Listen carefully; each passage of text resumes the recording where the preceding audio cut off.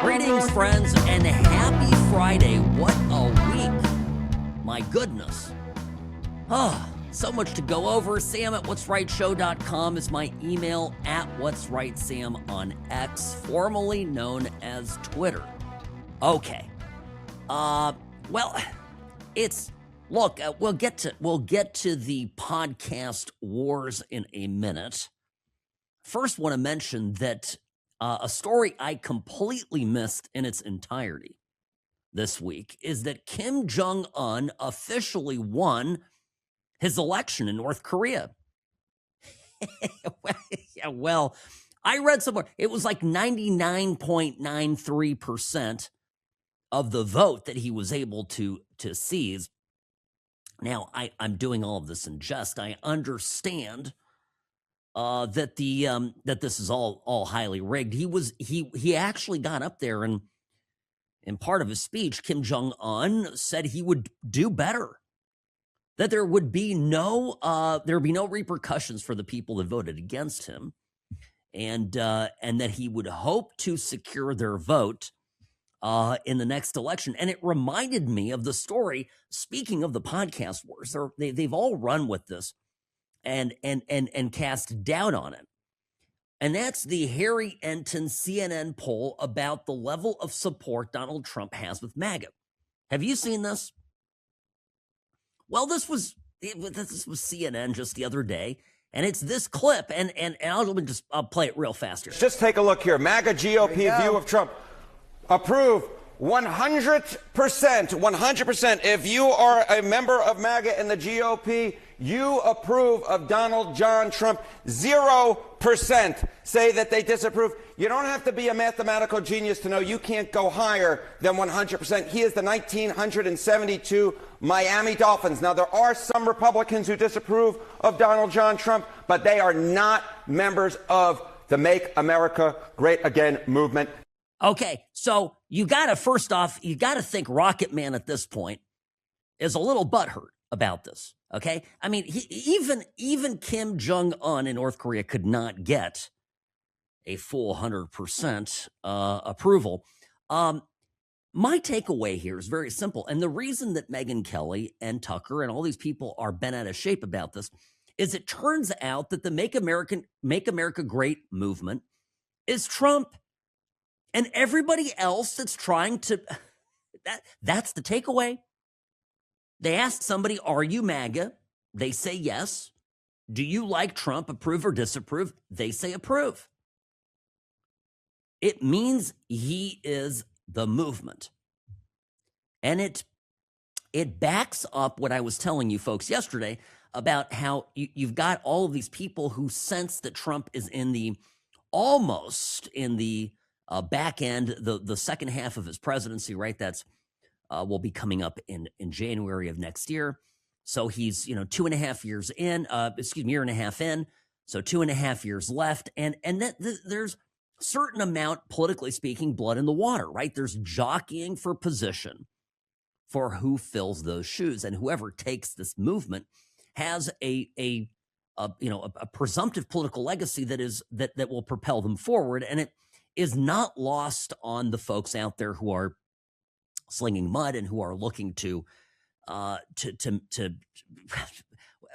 well, some of it's just pure, carnival act stuff, but they're all trying to take their pound of flesh, and that's what makes Trump's job in his second term as he becomes a lame duck so challenging.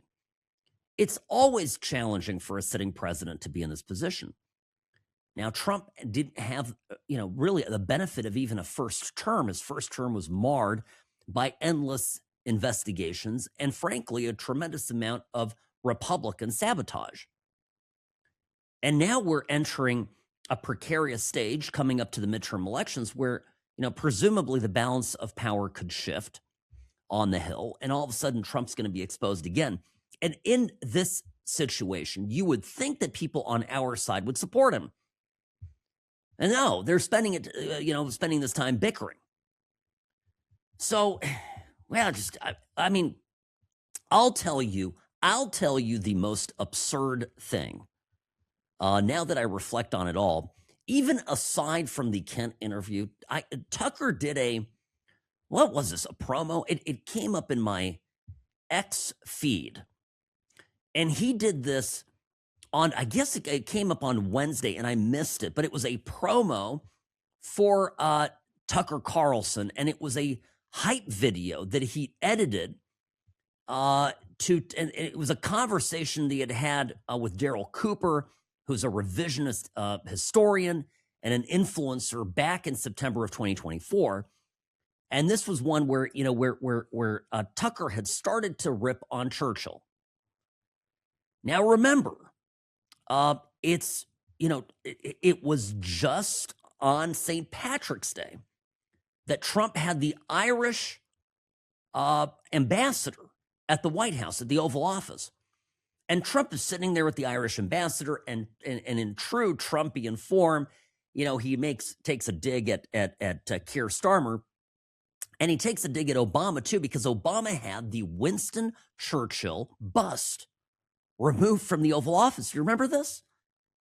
So Obama removes the bust. Back then, when Obama did this, we conservatives, we Republicans, I think, were completely aligned that was not the right move, that we had a special relationship with the UK, with Great Britain, and in particular that Winston Churchill was a great wartime leader and someone who was the embodiment of that special relationship, and that it was a giant screw you by the Obamas, who themselves, of course, hate this country and hate anything that is classically and traditionally British. So anyway, Trump in first term brings back the bust, and it now is back out in the Oval Office in his second term. And he points to the bust and he goes, tells the story to the Irish ambassador and follows it up with, and Keir Starmer, well, let's be honest, he's no Churchill.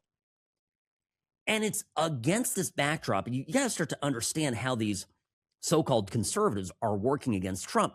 That was a big story. And what does Tucker Carlson do?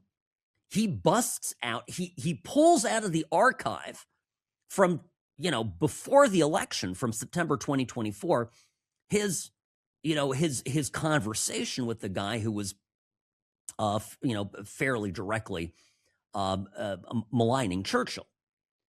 And here's the point, and I'm playing this now so you understand how ahead of things I am. Those of you who have been listening to the show this week got a preview of where Tucker's brain would go. Here's the hype video. So again, it's got a sound bed to it and everything. I'm playing it. I'm just playing it so you can see where we're headed.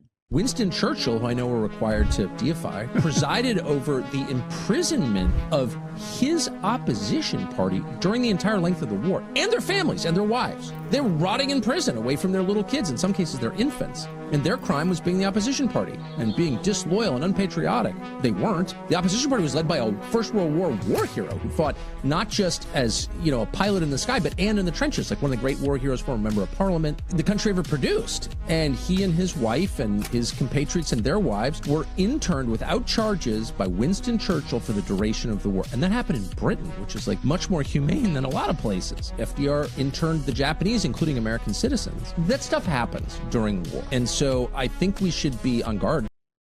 So the person that Tucker is showing and deifying in this video, the victim of Churchill, is Oswald Mosley.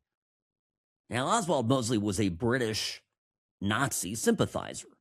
He was friends with Hitler. I think he attended Hitler attended his wedding even. I mean, it was, this guy was a honest to goodness, sympathizer with Nazi Germany. And he happened to, of course, be also all the things that Tucker mentioned. This doesn't mention all of that. And that this interview, that this topic was dug up the same week that two things happened. Number one, you had that meeting where Trump was pointing to the bust of Winston Churchill and rightfully saying nice things about Churchill. And then the other thing that happened was the revelation on Monday that Tucker Carlson had perhaps been referred to the Department of Justice for back channel communications and lobbying with the Iranians. but I was 2 days before all of this. Here was me on the What's Right show, right here on the Sam Cam, Monday, as I was talking about all this. Here's what I said. And I was talking about this with producer Robbie here as we were show prepping for today's program. And, I was reminded of World War II and the many prominent British figures in the lead up to World War II who openly sympathized with Nazi Germany. Now, it's not because, some of them, of course, were profoundly anti-Semitic, but it wasn't even anti-Semitism as much as it was a desperate desire to avoid the absolute waste that was the First World War. This has shades of Oswald Mosley all over it. I called it. And that was on Monday. And then all of a sudden, Wednesday night, sorry I missed it in the moment, Tucker puts out this promo video where he's glorifying Oswald Mosley. Now, let me make the point, and I'm going to keep making this because it's so important. I understand, and I even will accept that it is a noble pursuit to seek peace and to avoid war. And the reason that Robbie and I were talking about World War II and the lead up to World War II, and specifically the conversation that was happening politically inside England, Great Britain, the United Kingdom, was that there were people that were so scarred from what happened in World War I, which was an absolute waste of human life. Undoubtedly, when you look back at World War I, it was a stupid war. It was completely avoidable. And the European continent, went at it, and millions died. And it's an irreplaceable loss for some of these countries, the amount of talented young men that just vanished, okay? And so there was, particularly veterans of the First War, who were not that old at this point, by the time the 30s were rolling around, were saying, look, we've got to avoid this, and simply wanted to pursue a course of appeasement with Hitler. And in today's context, meaning this conversation that we're having as conservatives, as Americans, talking about Iran, in today's context, the Tuckers of the world would have called Churchill, were they his contemporaries, a warmonger. And people did call Churchill that. He was constantly accused of being a panicking, okay? Being being war hungry, being somebody who was just looking for his own, a new vainglorious triumph, and a new adventure. And this is why Churchill was, for a long time, in the backbenches of Parliament as kind of a sidelined wingnut, or so he was perceived. And the anti-war people, had the power and had the sway. So much so that it influenced the politics of the United Kingdom to seek peace at all costs. And ultimately, that course of appeasement, we know, studying history, failed. Now, what bothers me is you've got these alt-right historians who are trying to revise this very important and no dispute around it, historical context for the beginnings of World War II, that there were people that knew what Hitler was up to and saw his grand plans, well before 1938 when he invaded and took Czechoslovakia. And they even saw it before the Anschluss of Austria, frankly. So this is important history. And today we have, just as we had back then, two kinds of people. We have the people that are, that are sort of, naive. That are naive, and they're dumb, and they haven't read the history books, and they they think that history started today or yesterday.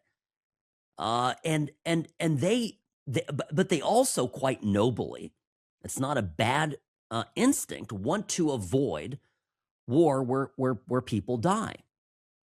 And those people are, when they hear anything that makes them, anything that substantiates a cause for not going to war, will amplify it and won't think critically about it. As I looked back at the interview that Tucker did 2 days ago, and that released, this Joe Kent interview, and I guess I could sum it up now as, well, the Iranians. This is what Kent said, right? The Iranians did not have we're not going to make a nuclear weapon because they told us they wouldn't make a nuclear weapon. Like that. That was the sum of it. He literally said the Ayatollah had a fatwa, which is a religious edict, had a fatwa against using nuclear weapons.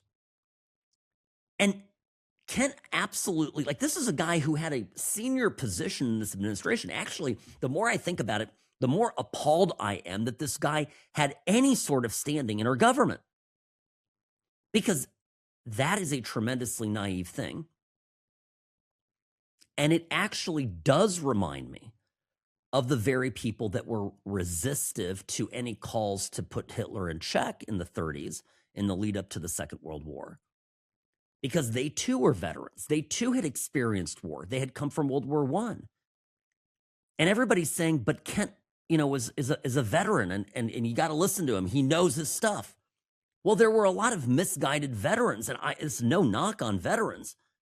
But notice this is what Tucker does in his clip too, with Oswald Mosley, who was an honest-to-goodness Nazi. He wasn't one of these naive guys. I mean, he had a Nazi boner for Hitler, okay? And notice what he does. Tucker Gall calls him a veteran. He uses all of this, lofty language to describe, builds up his credibility. And then that Winston Churchill guy put him in prison. Yeah, because he was an enemy agent. And at what point are you a naive, sort of useful idiot to an enemy of the United States at a time of war when you cross the line into being an enemy agent? And I don't know, without further evidence, I can't tell you if Tucker or anybody else, that we've been talking about lately has crossed that line. But people do and have historically crossed that line. And that's where that's the fundamental, most important thing to understand, is that's the territory that we're headed into. And I'm still not prepared to say that Kent was booted from the briefings and he was being sidelined and investigated. I've heard a lot about it, and I'm just letting you know that buzz is out there, but I still have not seen or heard from a source that I fully trust that was the case. But everything that has happened this week has my suspicion levels up with all of these people. Okay. And that's the best way of putting it. So I'm still with Trump on this. Let's get to here after the break a little bit about what's going on, just some updates on the war. And of course, folks, it's starting to break loose in California. I told you the fraud in California, spectacular. It will, of course, dwarf what has so far been discovered in Minnesota. And it really does affect the political ambitions of the presumptive frontrunner, despite what the polls say, the presumptive frontrunner for 2028, none other than Gavin Newsom. So we'll get to all of that here in just a moment. Sam@what'srightshow.com. My email @what'srightsam on X, formerly known as Twitter. And the What's Right Show brought to you by Sam and Ash Injury Law. In a crash, call Sam and Ash, 800-304-2000. 800-304-2000, because you deserve what's right. The Salmon Ash team, they wanted me to have the best care. They had my interests at heart. I have an enormous amount of gratitude. I cannot say enough thank you.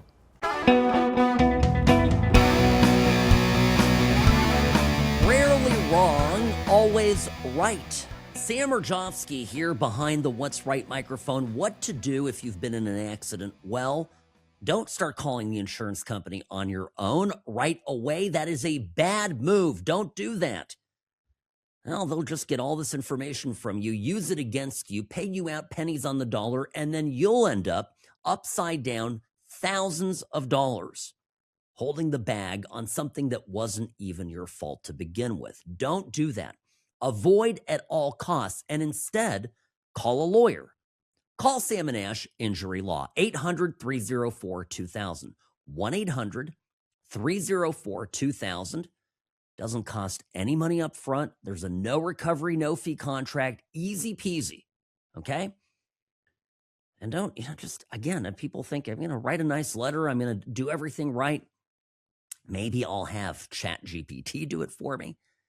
So you write a letter. Even if it's perfect, even if you make all the right arguments, you still have no leverage. You can only take them to small claims court. So they know that, and they'll pay you accordingly. Sam and Ash Injury Law. It's not a DIY project. Call a professional. 800-304-2000, samandashlaw.com, because you deserve what's right. All right, folks, I had this thought, and I've had it all week, and just when it comes to the question of Iran, there's very little doubt in my mind that our military has achieved a number of objectives. And, if you were coming from a genuine place, you were a conservative influencer who knew Trump, right? Tucker Carlson knows Trump. They have each other's phone numbers. If you know Trump and have a personal relationship with him, and you were genuinely anti-war, you wanted to avoid war, what kind of what arguments would you make to persuade Trump? See, again, if you wanted Trump to end the war ASAP, the argument you would make to Trump is, and that you'd be making publicly everywhere to persuade him, is that the U.S. has already met its objectives. All right, we took out the regime. They're all dead. There's a few creeps left. We've liquidated 90% of their, war-making capability, and the rest of what's left is nothing. You would make that argument. And instead, these fools who purport to want to make things better are making the exact opposite argument. They're saying we're failing. And this is where it almost starts to sound to me like people that are talking down America. It also seems just plain stupid. And it also makes me think these are people more focused on their brands than they are on our movement. So these are all things to remember. Now, the update on Iran is this, that we have, first off, there have been some devastating strikes. There was a Truth Social post that Trump put out there saying that Israel, out of anger, that was his words, took out a gas field in Iran, a major facility, the South Pars gas field. A relatively small section of the whole has been hit. He claimed that the U.S. knew nothing about the particular attack, and Trump vowed that no more attacks would be made by Israel pertaining to this extremely important and valuable area. And then I saw somewhere that the tweet or the post disappeared. Look, people have chimed in on all of this, but the point is, it overshadowed the important news of the day that 6 U.S. allies, the United Kingdom, France, Germany, Italy, Netherlands, and Japan, all back a U.S. plan to open up the Strait of Hormuz. So it's all very vague, but at least they have come around from saying, well, we're not getting involved. This isn't our war, to going, oh, well, maybe we need to do our part to keep shipping open through a very important corridor that allows for fuel deliveries. Why? Do you know that the oil market now is divided into 3 pricing tiers? Did you hear about this? It's fascinating. There's, well, ours is the lowest. I know ours is sub $100 a barrel. Now remember, our oil market, our oil peaked at what was it, 120 when it was that big rush a Monday ago last week, a week ago last Monday. Yeah, so it peaked at 120. It's now about $94, $93 a barrel, and other countries are paying as much as $180 a barrel. And why is it? Because we are not the ones dependent on the Strait of Hormuz. And by the way, you want to rag on allies? Since everybody likes to rag on Israel right now, let's rag on some allies. It's the Europeans that need the Strait of Hormuz. It's our friends in Asia that need the Strait of Hormuz. Our allies who went around for 2 weeks saying this is not our war, we're not participating, all of a sudden realized that America doesn't really need the strait to be opened. The countries that need the strait open, well, Iran needs the strait open, China needs the strait open, okay? Any country that does business in that area, Saudi Arabia needs it open, but you know, it's vital for the interest of countries that until really late yesterday were saying, yeah, we're not really participating in this, none of our problem. Can you?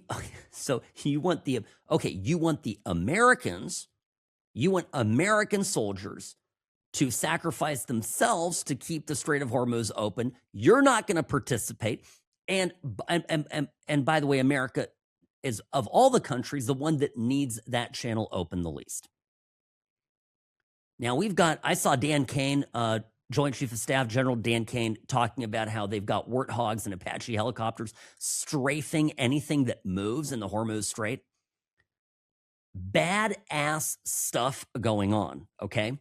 So how long, there really remains a risk with or without our allies participating, really remains to be seen. I still think this is a solvable problem. And I saw the headline in The Economist that Trump went into this war without a plan. This is such bunk. I mean, God, talk to a veteran. Please talk to somebody that served and understands how the military operates. There are hundreds of thousands of square feet of Pentagon office space dedicated to officers and intel people who do nothing but come up with contingencies upon contingencies, sub-contingencies, alternate plans. There are people talking about things that do not understand how anything works. And they've got huge followings. It blows my mind. Producer Robbie, himself an Air Force veteran, in the dark arts of intelligence, is nodding here in the control booth. Yeah, you know what I'm talking about. Yeah.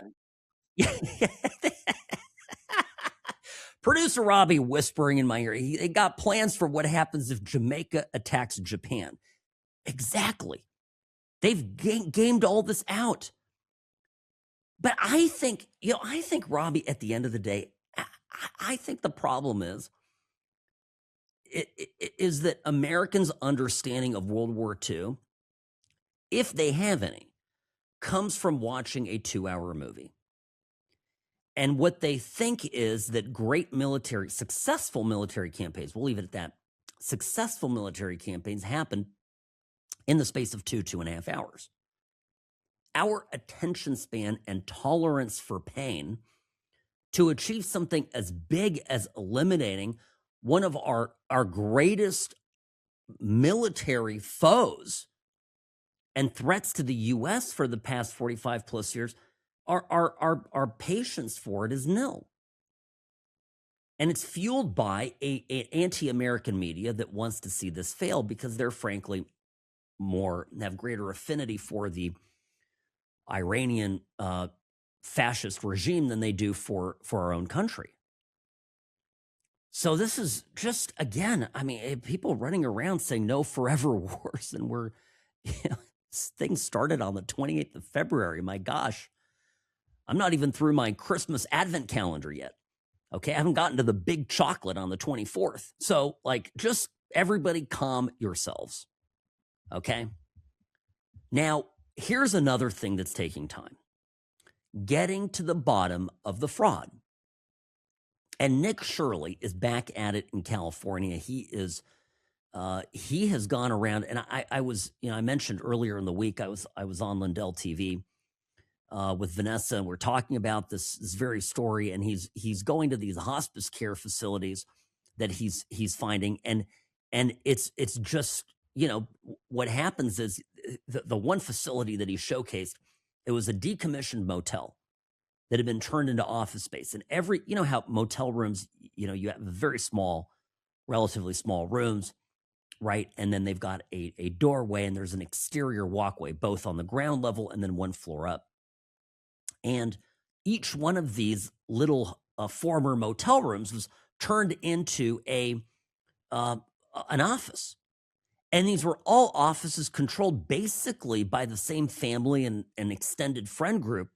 And they were all different hospice care providers. And they all had different names, but variations on the form of angel.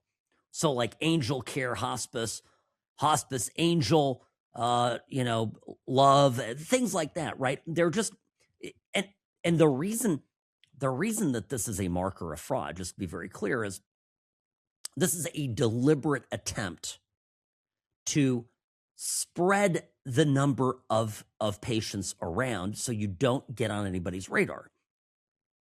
If you have one facility that does 1,000, hospice services a month, they're going to maybe pop up somewhere. But if you have 10 do 100 each, nobody finds you. You're not raising any red flags. Does this make sense? And each of them actually has a different address, albeit roughly in the same place.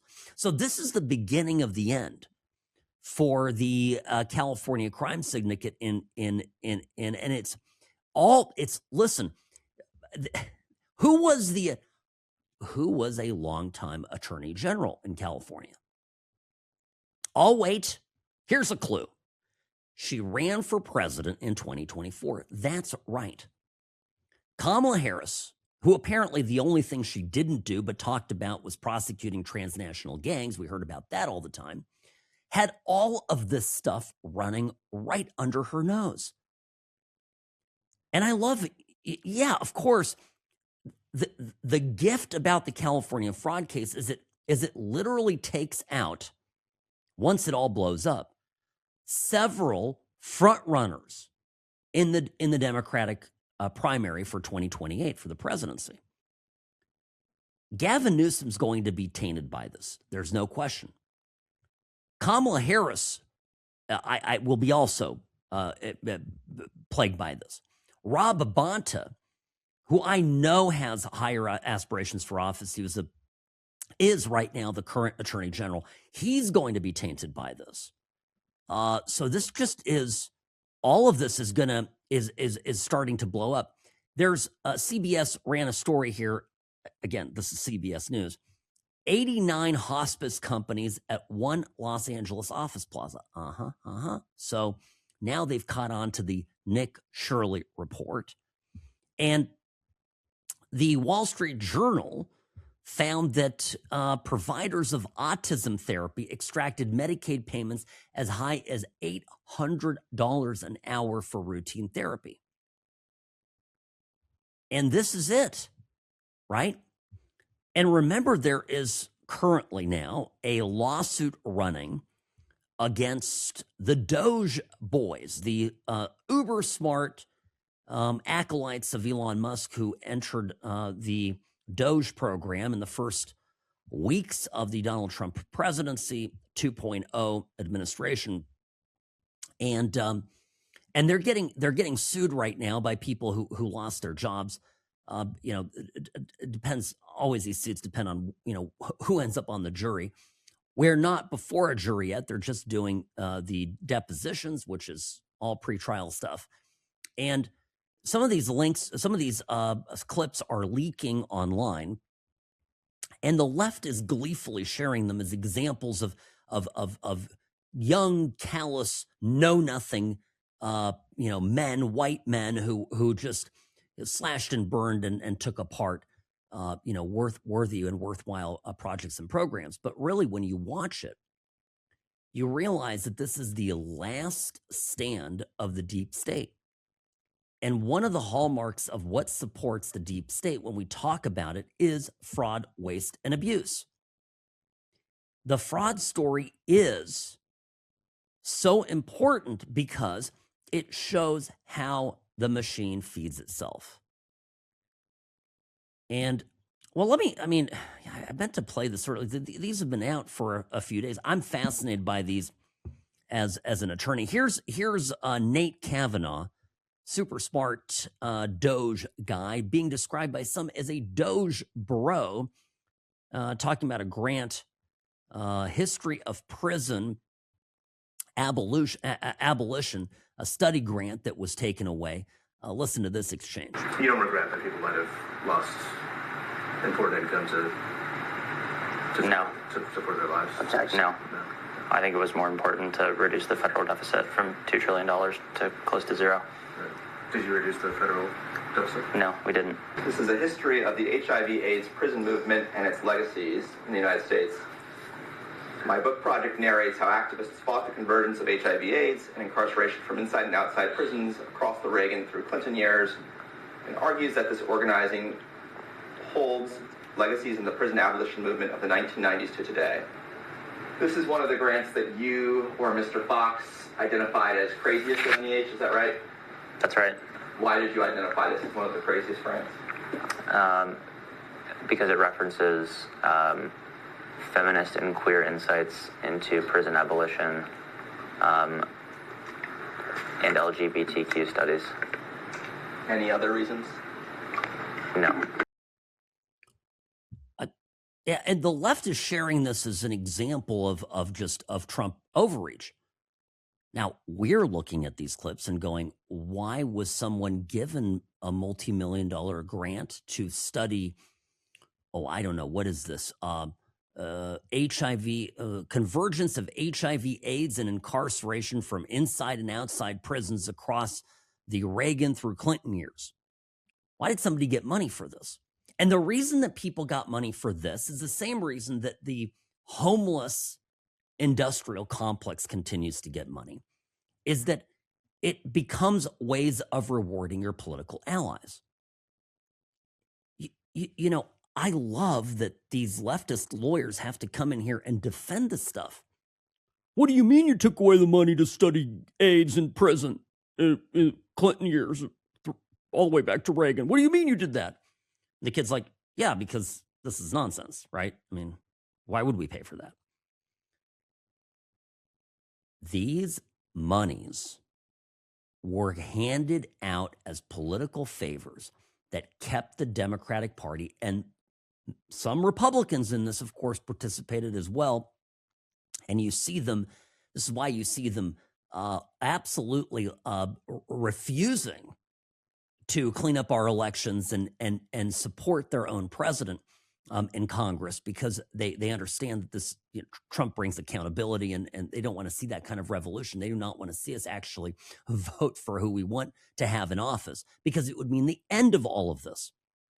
Reducing this fraud and waste is something each and every American wants. It's an overwhelming issue has a tremendous amount of support. And I'm letting you, I'm just, the reason that this story is so important, and the reason Democrats are fighting it so hard, because if this goes away, it's the last stand. You've got elections on one side, which they certainly want to continue cheating on as much as they possibly can. And then on the other, you've got this funny money that was being handed out to everybody and anybody, and just over and over again. And that's that, you know, and Trump's going after it. And you all we're getting, and look, I mean, this is what we should be united on, right? All of us. Okay, you disagree on Israel and Iran, fine. Okay, all right. But sabotaging this administration, telling people out there, don't go vote. You can't vote for these people. In fact, vote for Democrats for all I care. Really? It's just embarrassing. Absolutely embarrassing. Yeah, and I'll tell you, there were Republicans that sabotaged DOGE. That is certainly 100% true, and shame on them. But this is the hill to die on. Okay, Sam Mirejovsky here. Have a great weekend, folks. So great to be with you. This week has been a real roller coaster ride. I will see you Monday, I promise. Catch you up on everything going on, and I don't know. Hopefully, we're able to have a peaceful weekend and get through it. As always, the program brought to you by Sam and Ash Injury Law. Be sure to get the podcast. If you're on the radio, you listen on the radio, get the podcast. You'll get the show first thing in the morning. Sam@whatsrightshow.com is my email if you need any help with that. @whatsrightsam on X, formerly known as Twitter. I'll see you on Monday.